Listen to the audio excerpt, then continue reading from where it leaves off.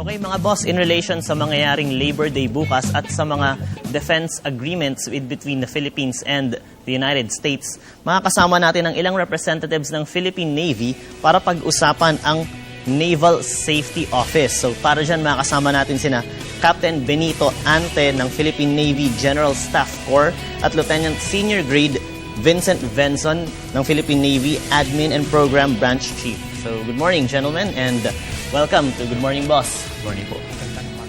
Okay, so sir, simulan natin. Yung Naval Safety Office. Ano ba to? Bakit siya in-establish and ano yung mission ng nagfa-function ng office na ito? Okay.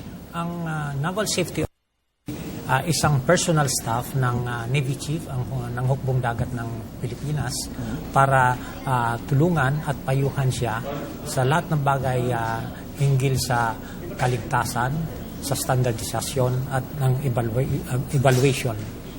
So, noong 2006, nagkaroon ng 10-year study at napag-alaman na meron ng 138 accidents na sumayang ng 118 million pesos.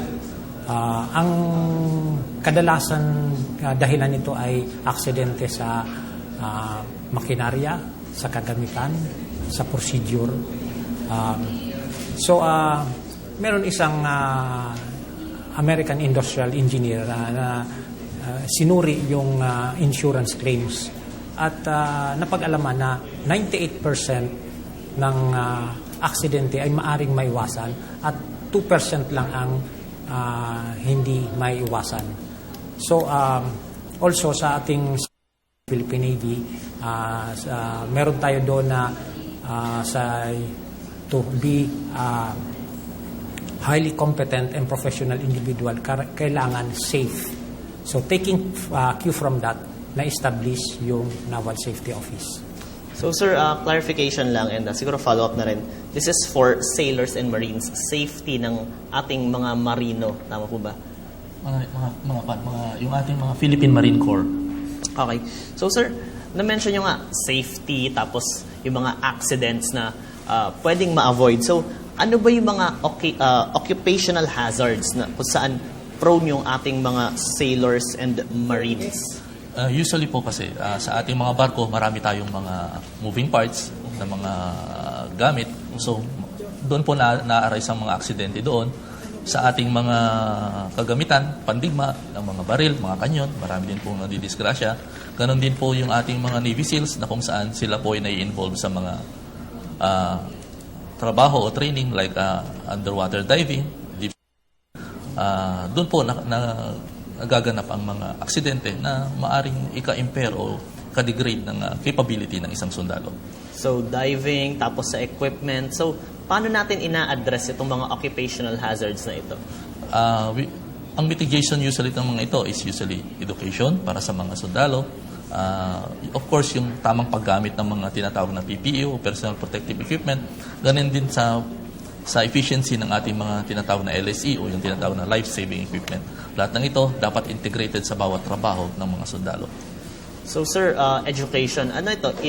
I-include ba to sa curriculum ng ating mga nagte-train to become sailors and marines? Yes, definitely. Kasama po yun. At mayroon din po tayong mga programa na kung saan from time to time sila po ay nililecturan, pinapangaralan, bago po mag-umpisa ang trabaho, sila po ay nagkakaroon ng tinatawag na safety brief para ang lahat ng aksidente na maaaring mangyari ay maiwasan.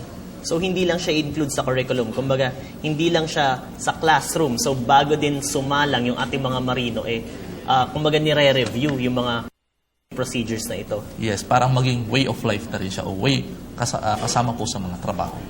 Okay, so, ano naman po yung ating narinig na meron daw operational risk management involved na ginagawa itong Naval Safety Office? Okay.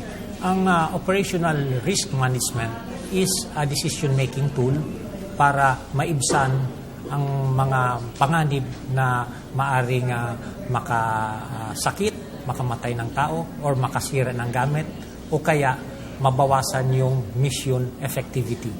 So, it's a cycle and it consists of 5 steps. Identify the hazard, assess the hazard, develop controls and make risk decisions, implement controls, and supervise and evaluate. So when we identify a hazard, alamin natin what are the unsafe acts and what are the unsafe conditions.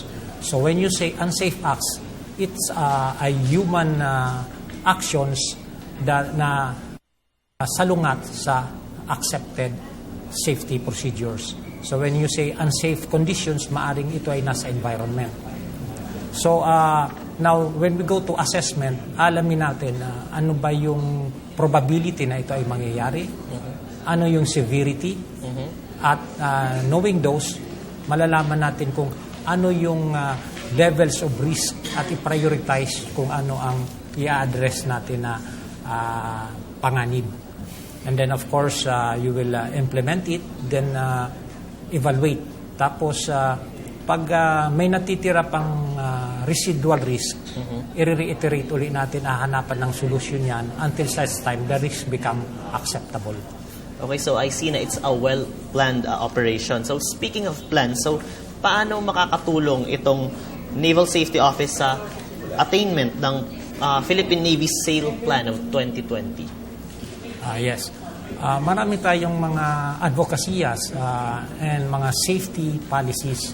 And of course, sa lahat ng gawain ng Navy, sumusunod tayo sa mga alituntunin like yung building code, yung electrical code of the Philippines, and even sa mga kampo natin na mga master development planning, kumukuha tayo ng environmental compliance certificate. Okay, so to wrap it up, siguro meron na lang po ba kayong message para sa ating mga boss na nanonood sa kanilang mga bayets at sa mga servicemen, sa mga sailors and marines natin dyan? Yes. Ang vision ng Navy is to have a strong and credible Navy that our maritime nation can be proud of. So in order to attain at napaka-importante yung tao natin. So, kaligtasan. So, para ma-attain yung mission, kailangan ligtas at malusog yung ating mga kasundaluhan. So, kayo po, Lieutenant Benson. Sa ating mga kasandaluhan po, gawin po nating ligtas o safe ang ating mga opisina, mga kampo, sa Navy po, sa ating mga barko, o yung ating mga tinatawag na working environment. Maging bahagi po sana at kultura sa ating mga trabaho ang safety, nang sa ganon, ang ating mga kasandaluhan o yung ating mga tinatawag na fighting assets ay maligtas po sa mga kapahamakan na kung saan ang kanilang mga sinumpaang tungkulin ay kanilang magampanan ng 100%. At again, ganun din po sa mga manonood at sa mga kasundaluhan, maging ligtas po sana tayo sa lahat ng ating mga gawain dahil ang bawat isa po sa atin ay mahalaga sa ating bayan at kailangan din po tayo ng ating mga pamilya. Tandaan po natin na ang safety ay isang simple ABC.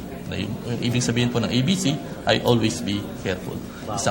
Salamat po, isang magandang umaga po. So, always be careful. I will take note of that. So, maraming salamat po sa inyo, sir. Yan po sina Captain Benito Ante ng General Staff Corps ng Philippine Navy at Lieutenant Senior Grade Vincent Benson, ang Admin and Program Branch Chief. So, gentlemen, good luck with your safety efforts and more success. Magandang umaga din po. Salamat.